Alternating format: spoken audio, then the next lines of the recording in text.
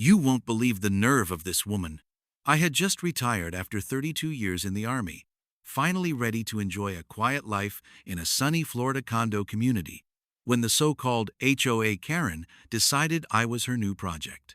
My name's Jack Turner, 66 years old, retired veteran, and for the first time in my life, I thought I had earned peace. The condo wasn't fancy 2 bedrooms, a small patio that looked over the pond, Spanish tile roof like most of the others, but it was mine. I had scraped and saved through deployments, missed birthdays, and hard nights overseas just to sit on that porch in the mornings with a cup of coffee, listening to the palm trees whisper. But apparently, in the world of homeowners association drama, peace is a luxury some folks won't let you have. It started 3 days after I moved in. A crisp white envelope tucked under my doormat, bold red letters stamped across the front, notice of violation. I blinked at it, confused. How could I have broken a rule already? I hadn't even unpacked half my boxes. The letter read, in neat bureaucratic language, that I was in violation for improper patio display. The supposed crime? A small American flag I had stuck in a flower pot by my sliding door. I chuckled at first, thinking it was a mistake. Improper display? I'd carried that flag across continents. It wasn't even the full-size one, just a little desk flag I'd set outside because it felt right. Still, I figured I'd be neighborly. I tucked the flag inside and let it go. The next day, another letter, this time for unapproved vehicle. Apparently, my old F-150 pickup, a little beat up from the years, wasn't aesthetically suitable. By day 4, I had 3 letters stacked on the counter. Fine after fine. The total was already at 250. I hadn't even finished hanging my photos on the walls, and somehow I was a criminal in this condo kingdom. And that's when I met her. Karen. I didn't know her name at first, but trust me, she introduced herself in spirit long before she did in words. A thin woman in her late 50s, bob haircut sharp enough to slice butter, oversized sunglasses, and a clipboard like it was welded to her hand. She walked with this posture that screamed, "I am the law." She stopped at my unit as I was unloading groceries. "Mr. Turner," she said without even a smile, "I'm the vice president of the HOA board. I trust you've seen the notices." "Yes, ma'am, I have," I said, keeping my voice even. The Army taught me patience, but I could already feel the heat rising in my chest. "Good. Compliance is important here. We value uniformity.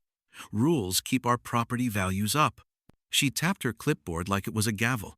I wanted to tell her I'd spent my life fighting for freedoms she was now fining me for, but instead, I just nodded, understood. Her smile, if you could call it that, wasn't relief. It was satisfaction, like she'd just scored a win in some neighborhood game I didn't know I was playing. That night, sitting on my porch, I muttered to myself, "So this is retirement, huh?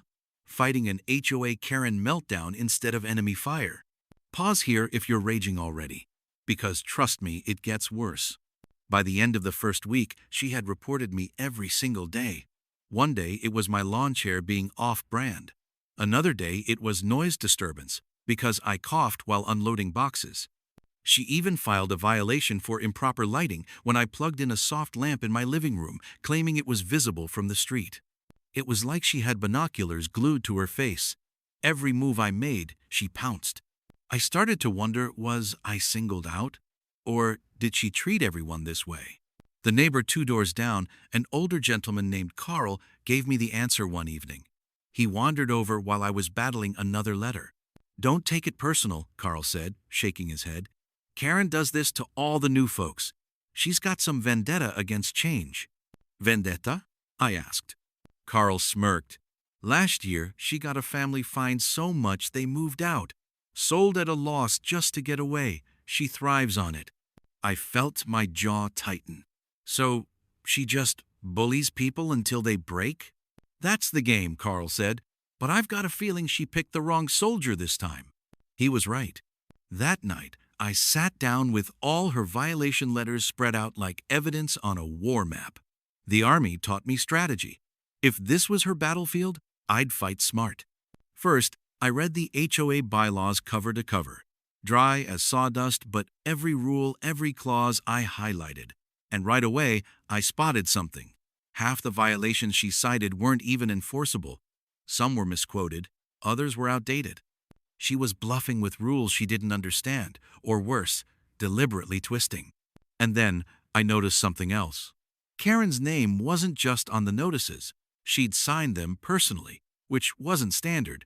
Normally, notices came from the HOA secretary. But here, every single one had her scrawled signature. I couldn't help but smile. Because if Karen was making this personal, so was I.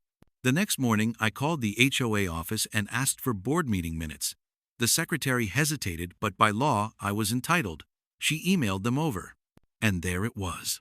Karen had motioned, seconded, and voted on her own enforcement actions, which meant she wasn't just being annoying, she was violating the HOA's own rules about conflict of interest.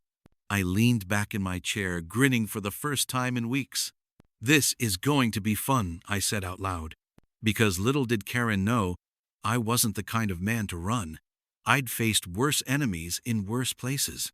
And when someone tries to strip away your property rights, well, that's when a veteran digs in his heels. Now here's where you'll want to stick around.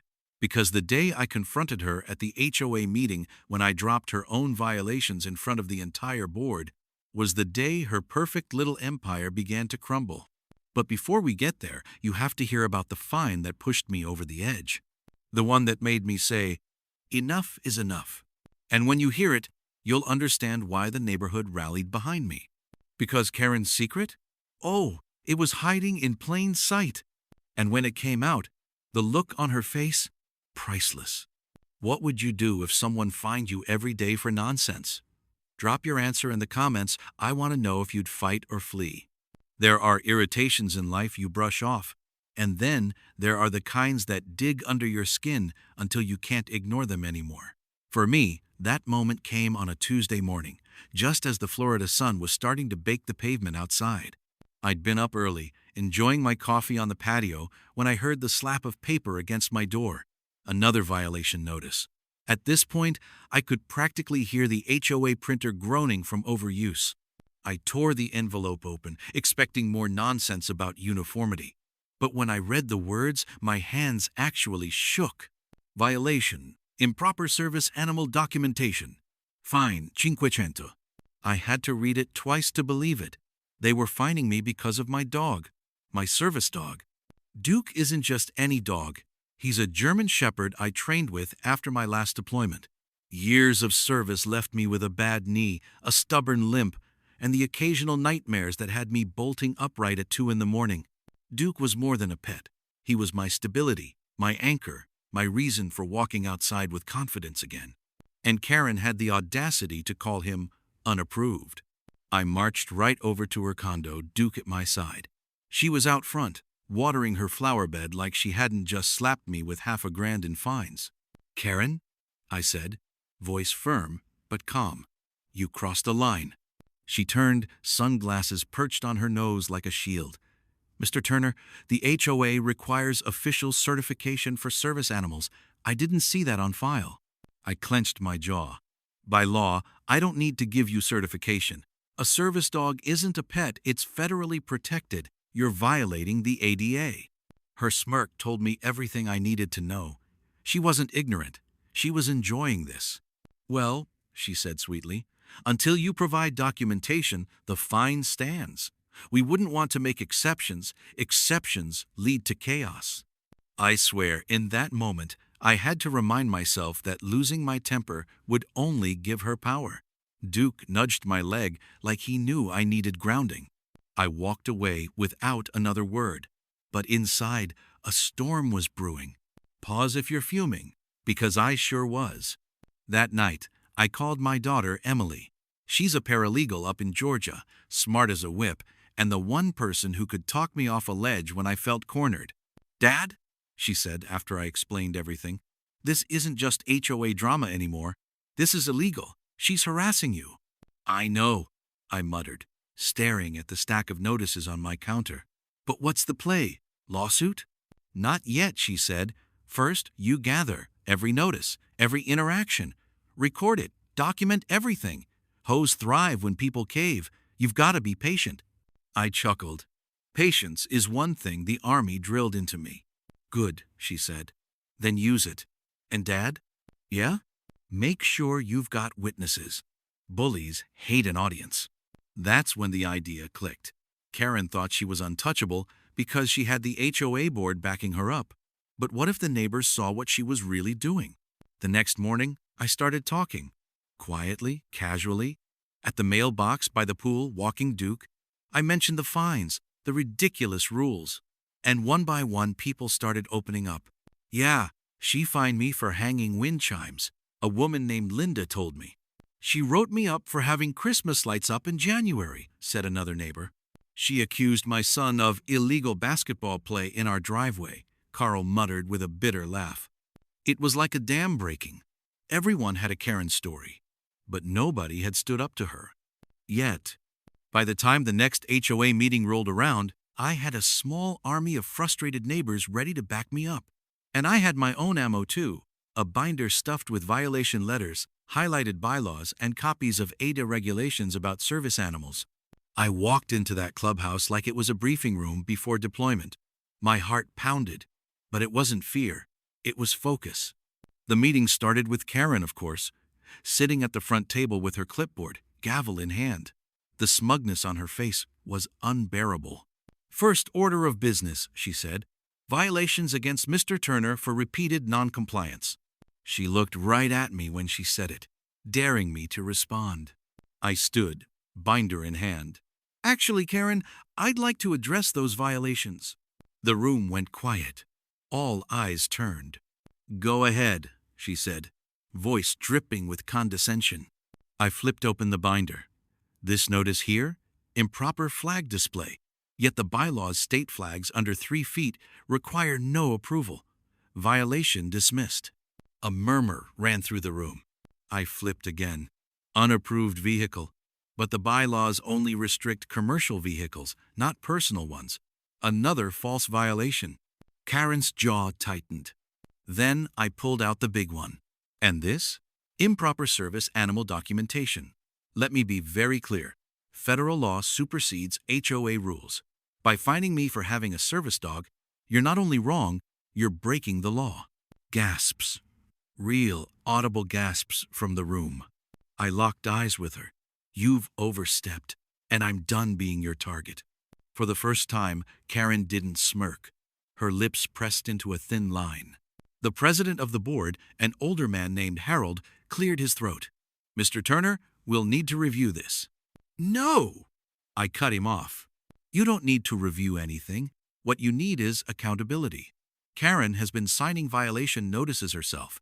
That's a conflict of interest. And according to these minutes, she's been voting on her own motions. That's a direct violation of HOA governance. Silence. Heavy. And then Linda, bless her heart, stood up. He's right. She fined me for wind chimes last month. Said it was noise pollution. I want that on record. Carl chimed in. And my grandson's basketball hoop. She fined us for unauthorized recreation equipment. This has to stop. Suddenly the room wasn't silent anymore. Voices rose. One by one, neighbors added their stories. Karen's face paled. She tapped her gavel like a panicked judge, shouting, "Order! Order!" But there was no order. That night, the meeting adjourned in chaos. And though nothing was decided officially, the tide had turned. For the first time, Karen wasn't feared. She was cornered. I walked home with Duke at my side, a small smile tugging at my lips. Because I could feel it, the balance of power was shifting. And the secret Karen was hiding, the one that would unravel her completely, it was about to come to light. Stay tuned, because the way I discovered it still makes me laugh. And when the truth hit the neighborhood, let's just say the HOA had no choice but to take her down. If you were in that meeting, would you have spoken up or stayed quiet? Drop your answer. I want to know who's bold enough to face a Karen head-on. You ever get that gut feeling that someone's hiding something? That sixth sense that there's a crack in the wall, and if you tug at it long enough, the whole thing will crumble? That's the feeling I had about Karen after that HOA meeting.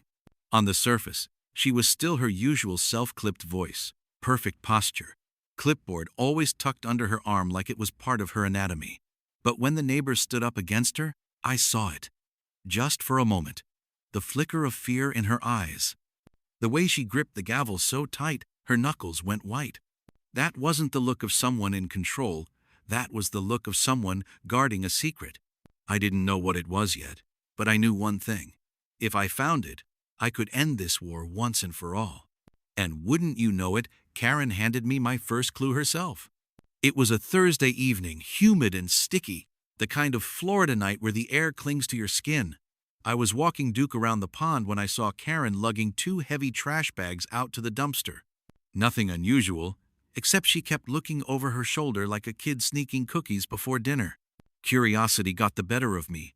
After she left, I wandered over. The bags were stuffed deep in the bin, like she didn't want anyone to see them. Now, I wasn't about to dig through garbage like some detective in a TV show, but one bag had torn open just enough for a corner of paper to peek out. And there it was, an envelope from the county tax office. I froze. A thought flickered in my head. Could it be? The next morning, I made a trip down to the county clerk's office. Public records are just that, public. And when I asked for the HOA's financial filings, I nearly laughed out loud. Because right there, in black and white, was Karen's dirty little secret. She hadn't paid her property taxes in over 2 years. 2 years! Missed deadlines, penalty fees, the whole mess. She owed thousands.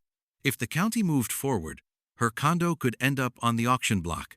The same woman who fined me for a dog hair on my porch was living in a glass house about to shatter. I leaned back in the hard plastic chair of the clerk's office, grinning.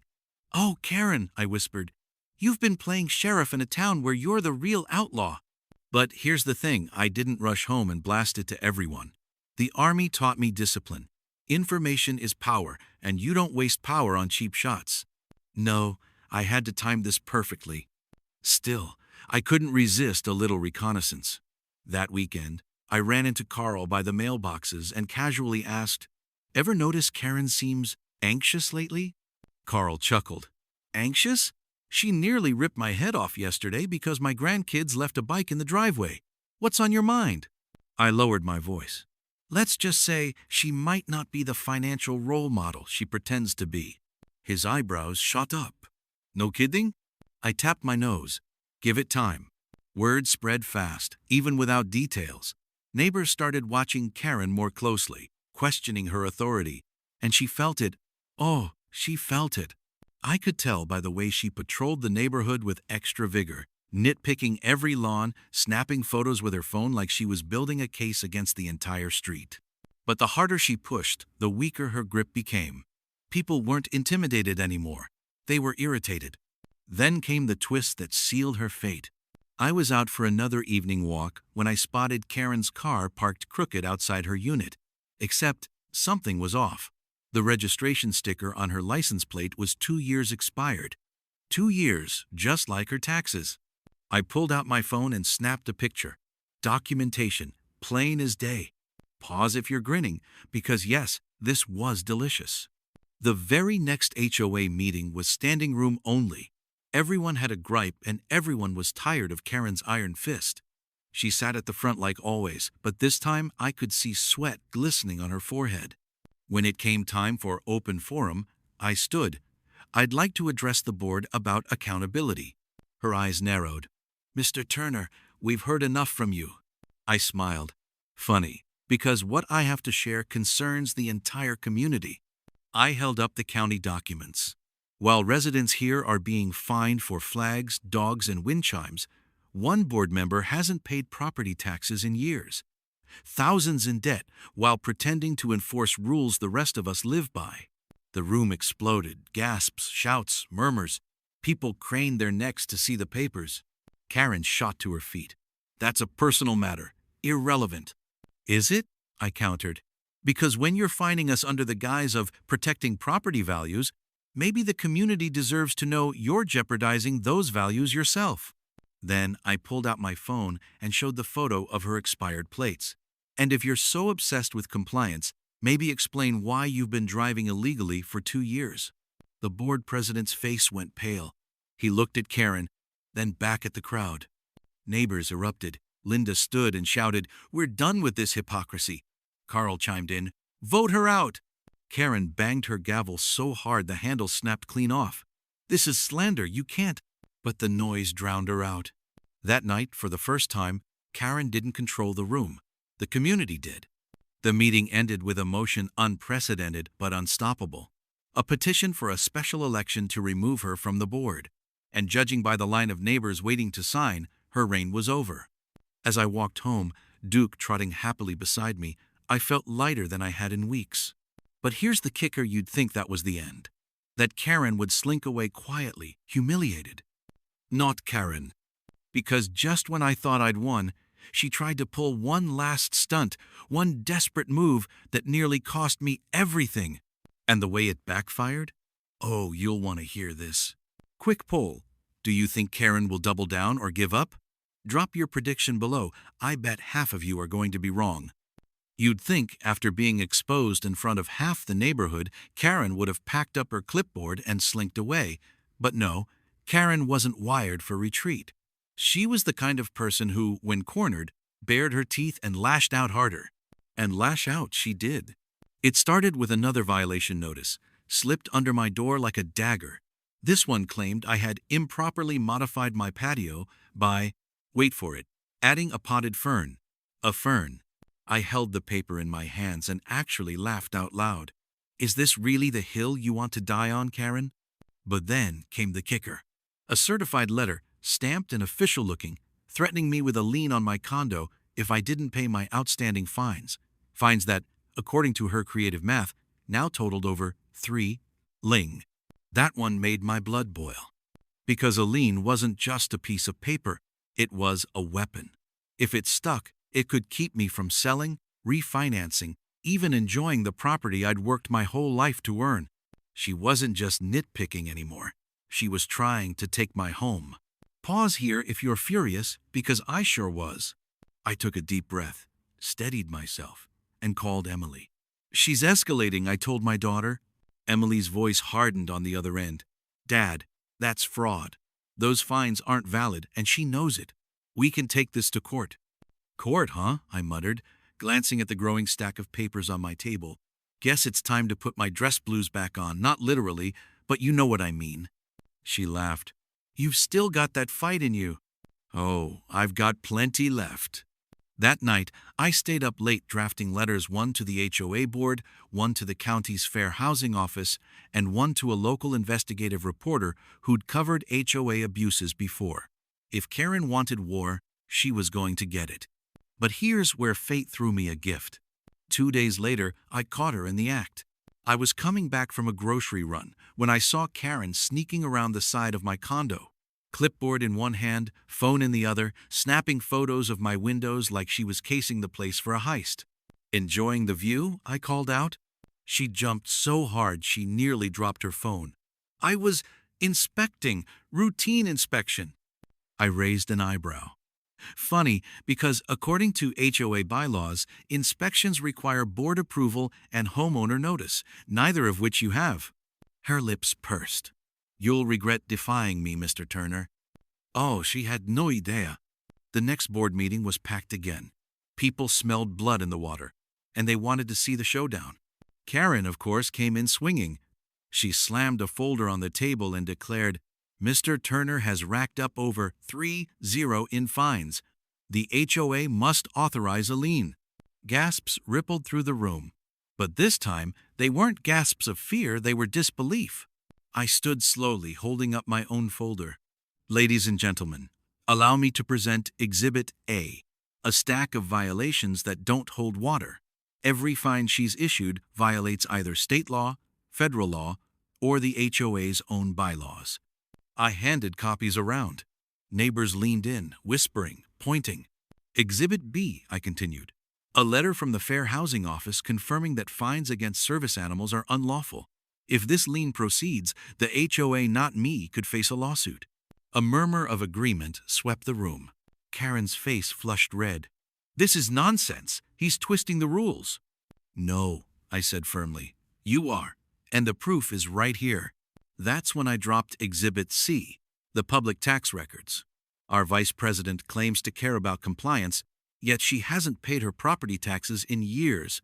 Thousands owed. And she wants to threaten me with a lien? The room erupted.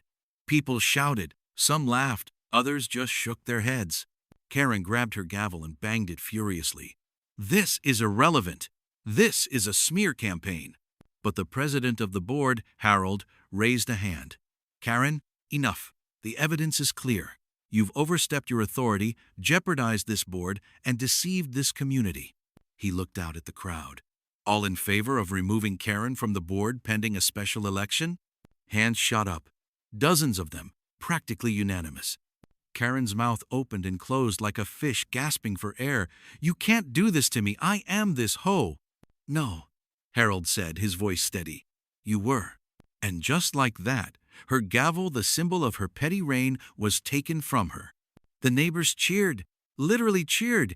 People clapped, some whistled. Linda hugged me. Carl slapped me on the back so hard Duke barked in surprise. For the first time since moving in, the community felt like a community again. Karen stormed out, muttering threats under her breath, but we all knew it was over. Or so I thought. Because in her desperation, Karen tried one more trick, one last desperate swing that would drag this drama into the legal system and put me in the fight of my life. And you won't believe how badly it backfired. Question for you. Should HOAs even have the power to put liens on homes? Yes or no? Drop your take. I guarantee the comments will be divided. I thought we were finished with Karen after the board voted her out. The neighbors had spoken, the gavel was taken, and the Florida sun finally felt warm again instead of oppressive. But with people like Karen, they don't fade quietly into the background. They go down swinging, clawing at anyone they can on the way. 2 weeks after her removal, I opened my mailbox to find a thick packet of legal documents. My heart sank when I saw the header, Complaint for Defamation. Karen was suing me. The claim was laughable on its face. She accused me of slandering her character by spreading lies about her taxes, her expired plates, even her role on the HOA. She wanted damages, legal fees, and get this, an official retraction in writing, delivered to every resident. I set the papers down and rubbed my temples. Unbelievable. Duke tilted his head like he agreed. That night I called Emily. She's suing me now, I said flatly. My daughter didn't miss a beat. Good. That means she's desperate, and desperate people make mistakes. I chuckled bitterly. Feels less like a blessing and more like a headache. Dad, she said firmly, this is your chance. Take it to court. Show everyone who she really is. So I did. The first hearing was set for a humid Monday morning in the county courthouse. I wore my best suit, nothing flashy, just sharp and respectful. Old Army habits die hard. I polished my shoes until they gleamed. Karen was already there when I arrived, perched at the plaintiff's table like a queen without a crown.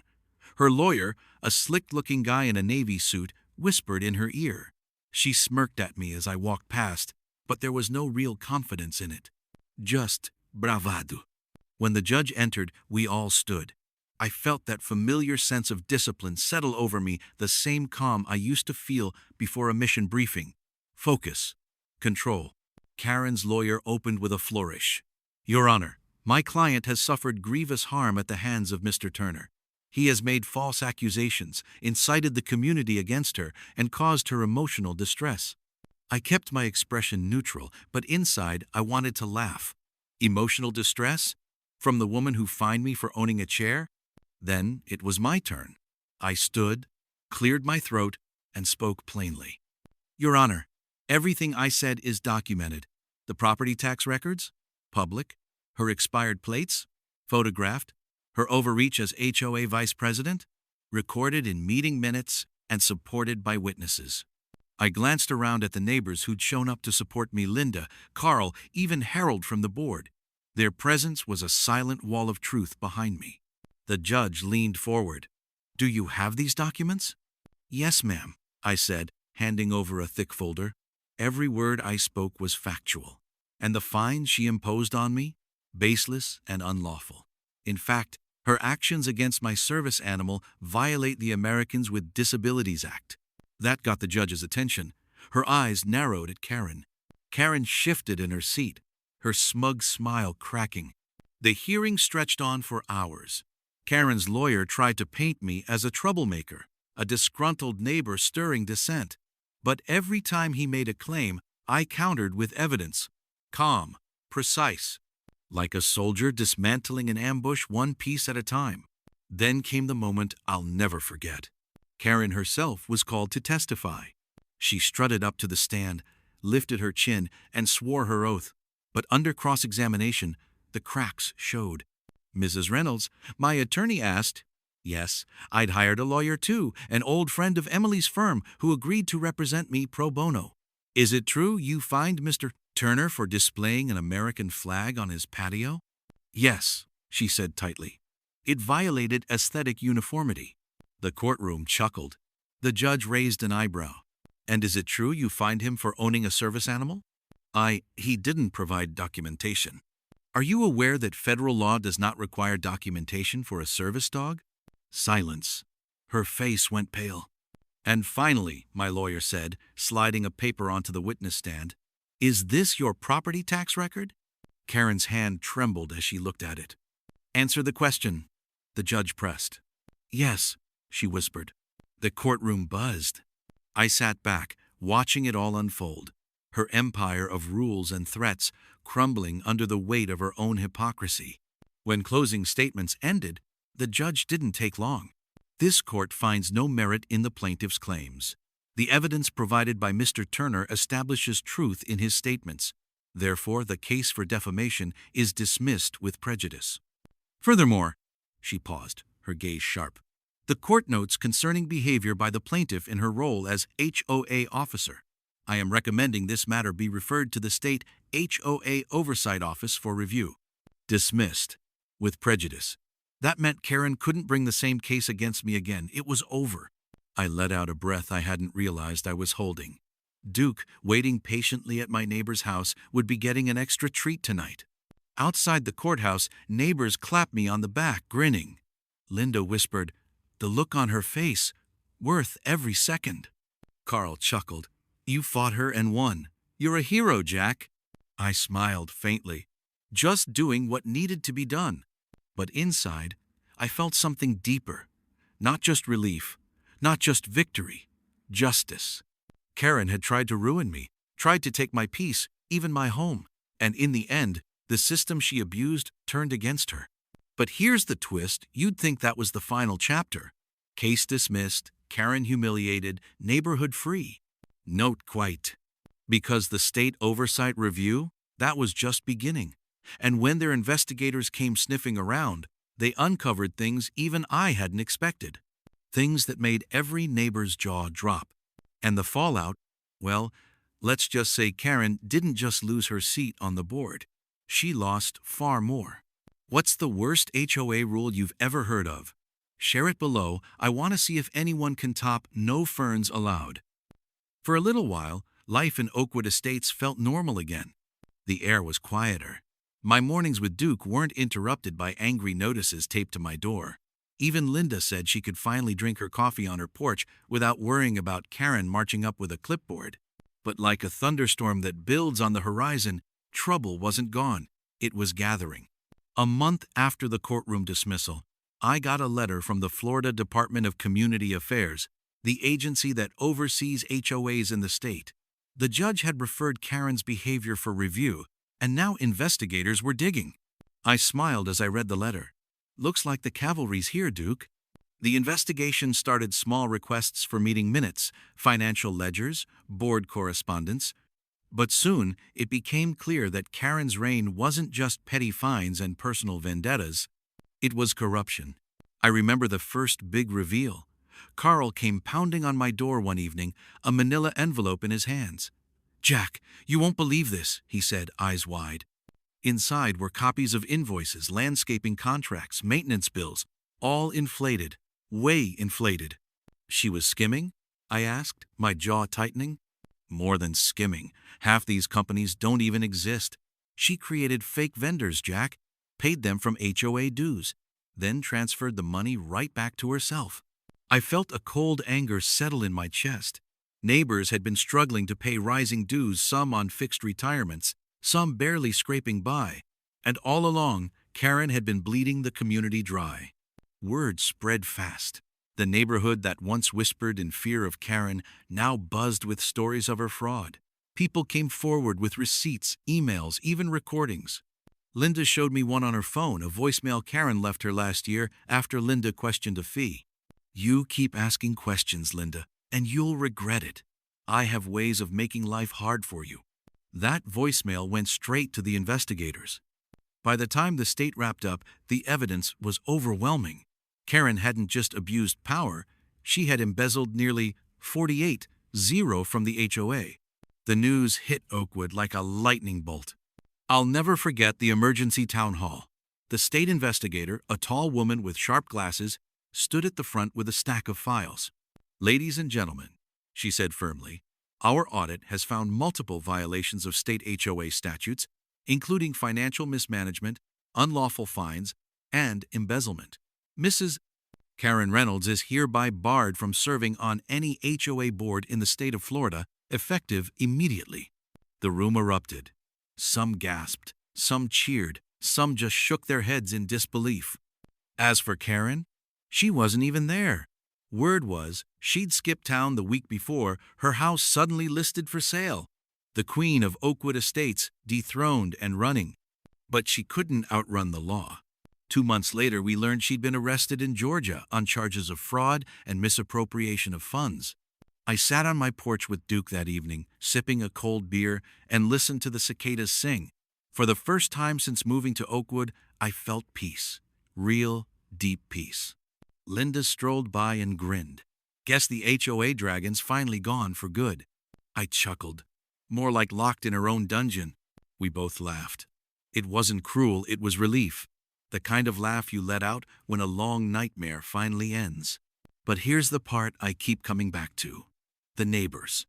For years, we'd all lived under Karen's thumb, grumbling quietly but never fighting back. It took one person standing up me, I guess, for the dam to break. And once it did, everyone found their voice. That was the real revenge. Not the courtroom win, not even Karen's arrest. It was the way Oakwood Estates came alive again. Neighbors started waving at each other. Kids rode bikes without parents worrying about unauthorized play. We even planted a community garden, friends included, just to spite Karen's old rules. At the first HOA meeting after her downfall, Carl stood at the podium. "This isn't about control anymore," he said. "It's about community. Let's make this a neighborhood we're proud of." The room erupted in applause. I sat in the back with Duke at my feet, smiling to myself. For once, it felt like I'd fought a war worth fighting. And in a strange way, I was grateful to Karen. Because without her tyranny, we might never have learned how strong we could be together.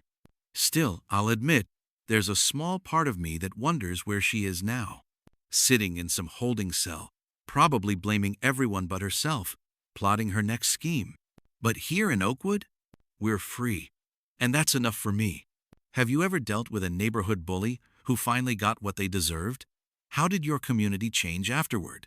It's been a year since Karen was led away in handcuffs, and Oakwood Estates is almost unrecognizable. Not because the houses changed, those pastel walls and tidy lawns are the same. It's the people. There's a lightness now. Neighbors wave without fear. Families host barbecues without worrying about unauthorized gatherings. Kids race their bikes down the street, laughter echoing into the evening. The HOA board still exists, of course, but it's not a weapon anymore. It's a tool, what it should have been all along. Dues go toward actual repairs. Meetings are open and transparent. Carl makes sure of that. As for me, I sit most evenings on my porch with Duke stretched out at my feet, watching the sun dip low. Sometimes I think about that first letter Karen left on my door. How small and helpless it made me feel. How quickly one person's thirst for control can spread fear through an entire neighborhood.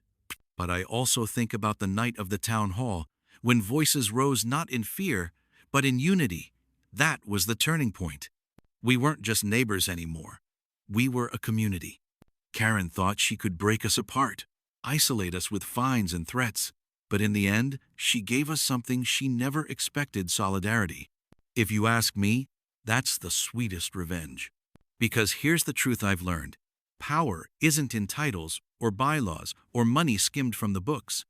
Real power is in people standing together, refusing to be intimidated. And Oakwood? We finally learned that. So, if you ever find yourself facing a Karen in your own neighborhood, remember this. A single porch light left on, a single voice refusing to stay quiet, that can spark a fire big enough to burn down the whole facade of control. I guess that's why I always leave mine glowing.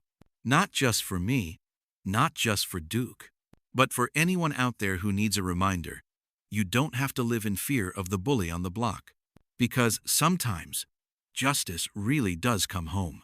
If you were in Jack's shoes, would you have fought back or tried to keep the peace?